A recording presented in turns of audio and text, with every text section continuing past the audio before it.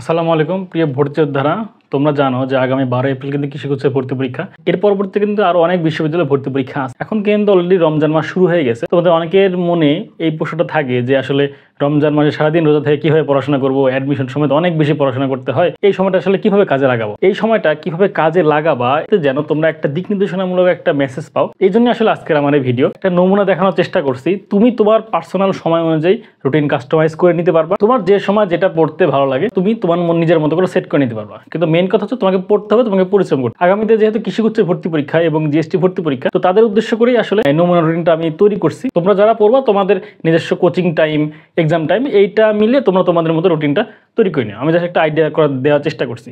এখানে হচ্ছে যে রোজার ভিতরে দুই ক্যাটাগরি স্টুডেন্ট দেখা যায়। এক ক্যাটাগরি হচ্ছে যে রাত্রে ঘুমায় না, একদম সরাসরি সেহেরি করার পরে তারপর একদম ঘুমায়।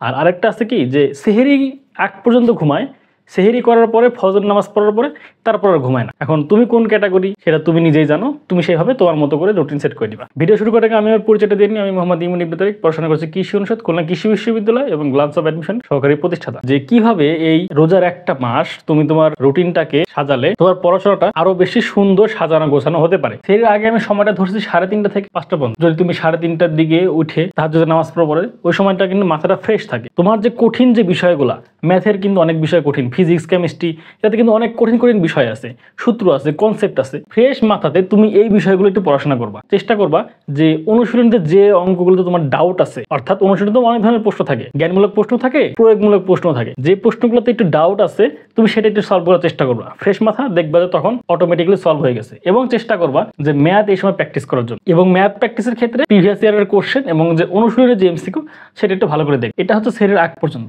সেহরি করার পরে তোমার হচ্ছে ফজর নামাজ পড়ে এবং তারপর তুমি বিশ্রামে চলে যাও। তোমার কারণ আমরা তো জানি যে একজন মানুষের পর্যাপ্ত ঘুম দরকার। তুমি হচ্ছে রোজার সময় এমনিতে কিন্তু অন্য অন্য আদার সাইড থেকে খাবার পাচ্ছ না, শরীরে যে খাবারটা আছে সেটা দিয়ে কিন্তু তোমাকে সম্পূর্ণ চালাতে হবে। তুমি যদি পর্যাপ্ত ঘুম না পারো, তোমার দেখবা যে স্মৃতিশক্তি এত বেশি কাজ করতেছে না। এই জন্য আমাদের রুটিনে আমরা নামাজের পরে পর্যাপ্ত ঘুমের টাইম এখানে 5 ঘন্টা রাখি। সকালের পরে তুমি ঘুম থেকে ওঠার পরে তোমার যদি সকালের দিকে কোচিং থাকে তুমি এই সময় কোচিং এ যেতে পারো, তোমার যদি বিকালের দিকে কোচিং থাকে তুমি সেই সময় কোচিং যেতে পারো। এটা তোমার সম্পূর্ণ ইচ্ছা। তুমি কিন্তু ফ্রেশ মাইন্ডে ঘুম থেকে উঠলা, তখন তুমি চেষ্টা করবা যে বিগত বছরের প্রশ্ন সমাধান, সেটা তুমি সাবজেক্ট ওয়াইজ পড়তে পারো, সেটা তুমি অধ্যায় ভিত্তিক পড়তে পারো। তোমার যদি সেদিন কোনো এক্সাম থাকে তুমি চাইলে সেই অধ্যায়ের বিগত বছরের প্রশ্ন পড়তে পারো। এবং প্রশ্ন পড়ার সময় যে বিষয়টা তোমার আসলে কনফিউজ সেটা তুমি বই দাগাতে পারো অথবা ছোট্ট একটা নোটে তুমি লিখতে পারো। তারপরে যেটা আছে সেটা হচ্ছে নামাজ এবং বিশ্রাম। 12:30 পর্যন্ত থাকার পরে তোমার এই সময় দুপুরের নামাজ আছে, গোসল আছে।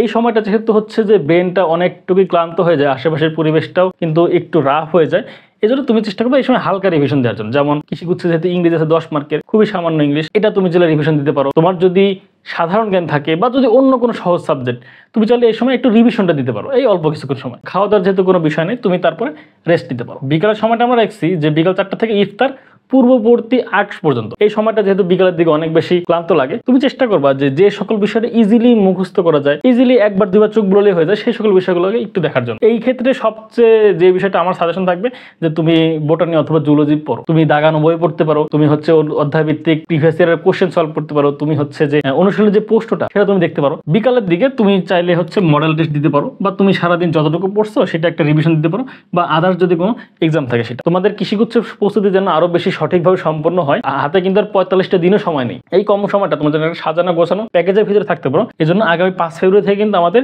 কৃষিগুচ্ছের জন্য ডেডিকেটেড মডেল টেস্ট ব্যাচটা চালু হচ্ছে। এটাতে আমরা টোটাল হচ্ছে 39টা লাইভ এক্সাম নিব, paper final, subject final, model test এবং রিভিশন এক্সাম 16টা, সব মিলে 39টা এক্সাম লাইভ নিব।